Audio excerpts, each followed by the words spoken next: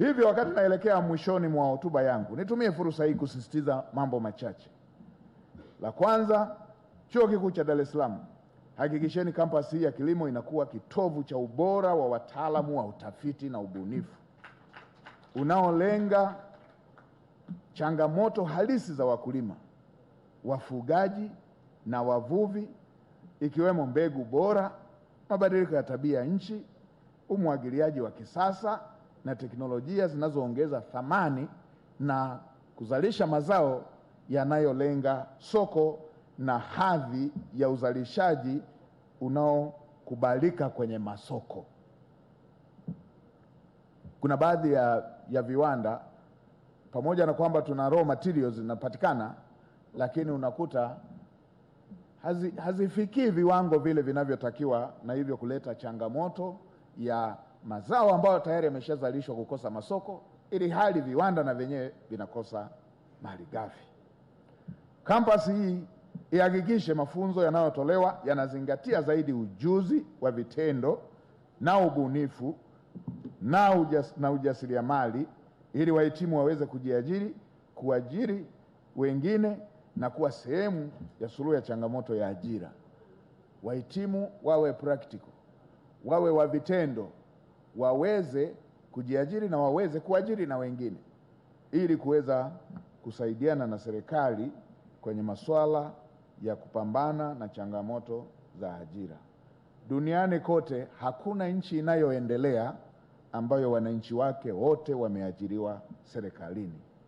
Kwa hiyo sekta binafsi ndiyo mkombozi duniani kote kwa tatizo la ajira. Ninasisitiza umuhimu wa kuimarisha ushirikiano kati ya chuo kikuu hiki, sekta binafsi na taasisi za utafiti wa wakulima na halmashauri, ili tafiti na maarifa yanayozalishwa hapa yaweze kutafsiriwa moja kwa moja kama tija ya kiuchumi na maendeleo ya kijamii. Na taasisi zetu hizi ziweke kumbukumbu ya wahitimu wao waliohitimu kwa ubora wa kutolewa mfano, ili waweze kusaidia taifa katika masuala haya.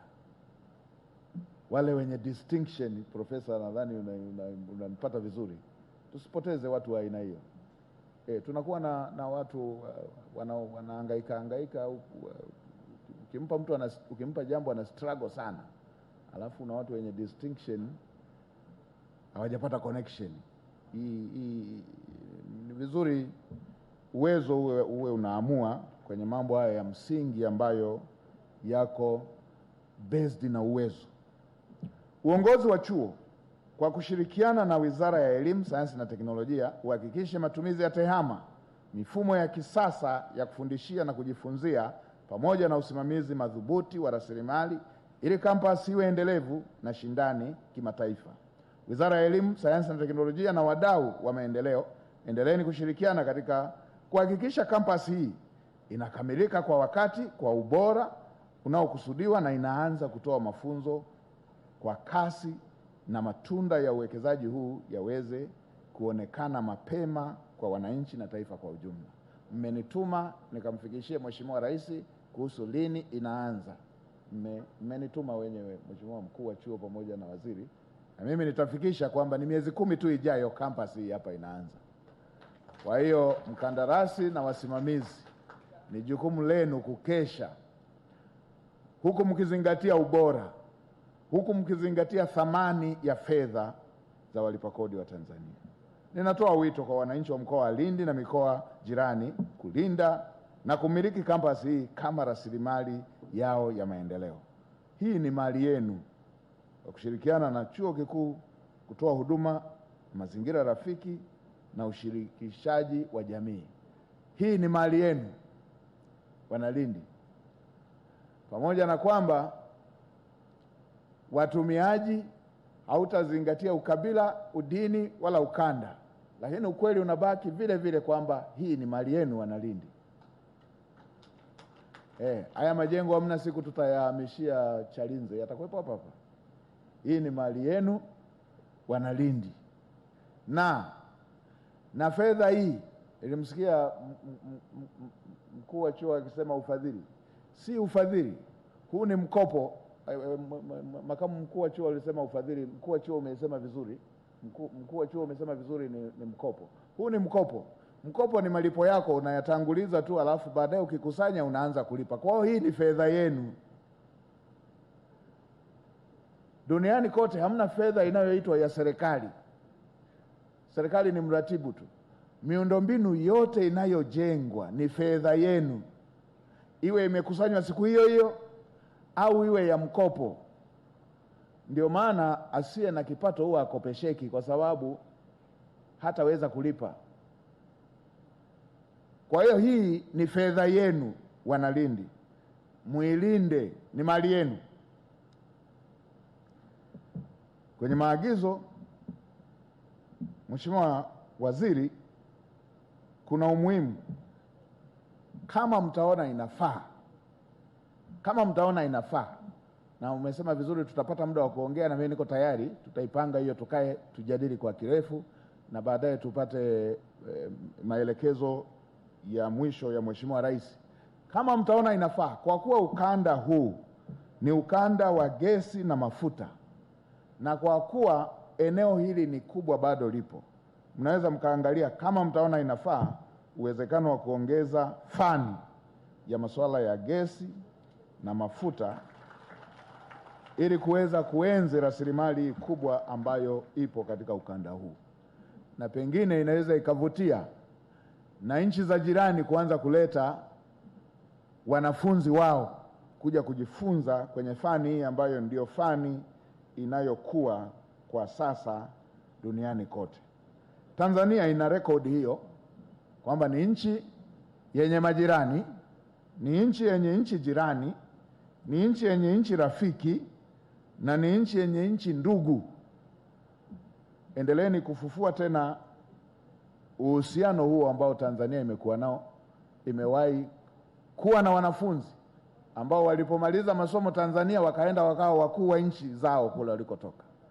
Imewahi kuwa na wanafunzi ama wakufunzi ambao wamekuwa Tanzania na walipoenda kwao wakawa wakuu wa nchi ama viongozi ama watu wa muhimu katika maeneo yao. Maana Tanzania ni mama wa Pan-Africanism na ukombozi wa kusini mwa Afrika.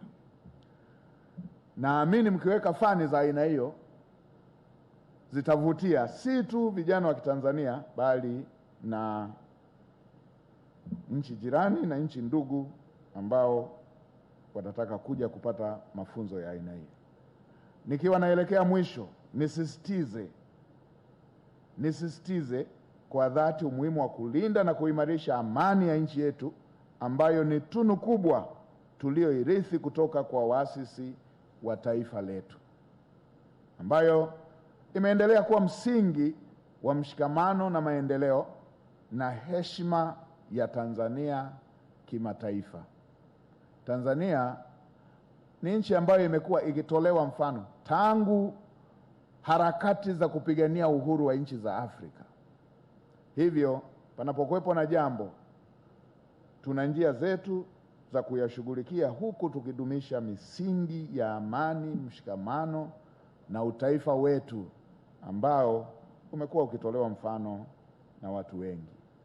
Na kwenu nyewe Wanalindi, mnufaika wa kwanza wa amani ya Lindi ni nyewe wenyewe Wanalindi, na mwathirika wa kwanza wa amani ikitoweka Lindi ni nyewe wenyewe Wanalindi. Kwa hiyo tuendelee kudumisha amani, mshikamano, usalama na utulivu, ambayo ndiyo msingi utakaojenga taifa lenye mafanikio na umoja, litakalokuza uchumi na kuwezesha mshikamano wa kijamii. Maendeleo ni mchakato.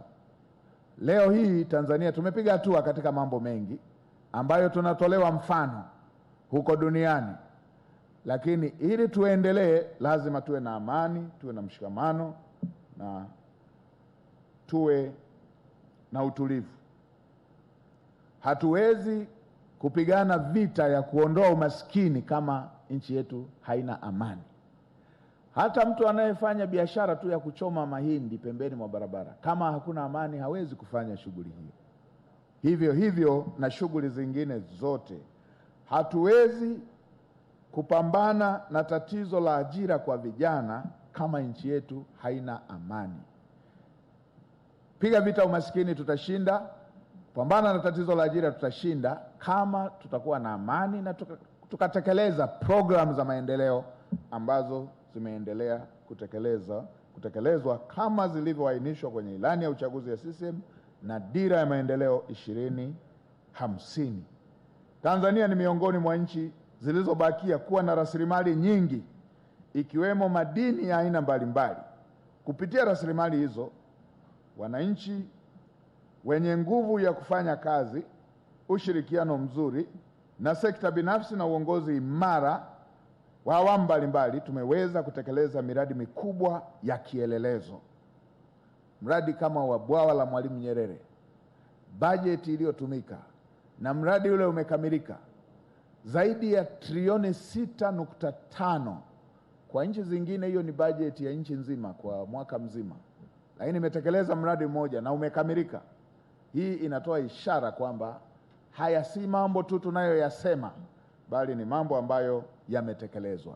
Na jana nimeona mradi wa uvuvi hapo Kilwa, bilioni 280, na umeanza si miaka mingi, miaka 2023 pakiwa mchanga pale. Leo pana mradi umeshafika 90% na mwezi Machi unakamilika, baada ya miezi miwili ijayo. Ni kielelezo kwamba haya tunayosema si tu maneno, bali ni vitu ambavyo vimewekwa kwenye program na vinatekelezeka, na ni kwa fedha ya Watanzania. Imetekelezwa daraja la Kigongo Busisi, imetekelezwa reli, na sasa kaskazini na kusini hapa tulipo tumo kwenye mpango wa kutekeleza miradi mikubwa hiyo ya kielelezo, ikiwemo na hii ya bandari ambayo Mheshimiwa Mkuu wa Mkoa ulisema. Ni hatua kwa hatua, lakini ni kitu kinachotupa uhakika kwa sababu mingine ambayo ilikuwepo kwenye mpango tumeiona ikikamilika. Ushirikiano mzuri kati ya sekta binafsi na uongozi imara wa awamu mbalimbali umetoa mifano hiyo.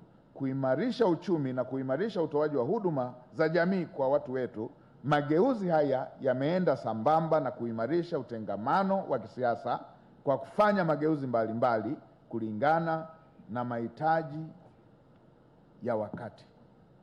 Ni muhimu kwa kutambua kuwa ujenzi wa uchumi imara wakati fulani ni vita, na si ajabu tunapofikia hatua hii kujitokeza watu ambao wanatamani kurudisha nyuma jitihada tunazofikia. Ni vizuri wa Tanzania haya mara zote tunapokaa mpaka ngazi ya familia tuyawaze. Zipo vita za kibiashara, hizo zipo, kwamba watu tu wanaweza wakawaza hawa wanajenga reli kusini, kati na kaskazini. Hivi sisi bandari zetu zitapata mzigo gani? Wapo wanao, mkuu wa mkoa ukishasema fufua bandari hapa, wapo wanaowaza na wenyewe bandari zao. Ili meli zisishuke hapa, wanatamani paonekane hapako salama. Zipo hizo vita za kibiashara, lakini pia zipo vita za kiuchumi. Zipo vita za kiuchumi kwa sababu rasilimali zetu zipo ambazo wengine hawana. Na mimi nitaendelea kuisema tu, hata Wakereke. Ndio, Mungu aliumba kila nchi akaipa na rasilimali zake. Rasilimali za Tanzania ni za Watanzania, na Mheshimiwa Rais alitoa mwongozo, anayetaka aje tushirikiane, aje tushirikiane. Kwa sababu Mheshimiwa mkuu wa chuo, bahati nzuri na wewe umewahi kuwa waziri wa fedha, tena katika kipindi kigumu. Kuna vipindi viliwahi kupita ambapo kulikuwepo na inayoitwa misaada, basket funds, na Mheshimiwa waziri wa elimu umewahi kuwa katibu mkuu pale Hazina. Zilikuwa zinaitwa basket fund. Msamiati huo ulishaisha, wa basket fund, wa msaada ulishaisha. Kwa hiyo kama tuna rasilimali zetu, lazima tuzilinde kwa wivu, kwa sababu hizo ndizo zitakazosomesha watoto wetu, hizo ndizo zitakazojenga miundombinu, hizo ndizo zitakazotumika kwenye bima ya afya kwa wote. Ndio, lazima tuzilinde kwa wivu. hata kama watu wanaungana kutuandika mitandaoni, wajue na wenyewe wana nchi yao na hii ni nchi yetu, na sisi tunawashauri wawe na adabu wanapoandika nchi iliyo huru.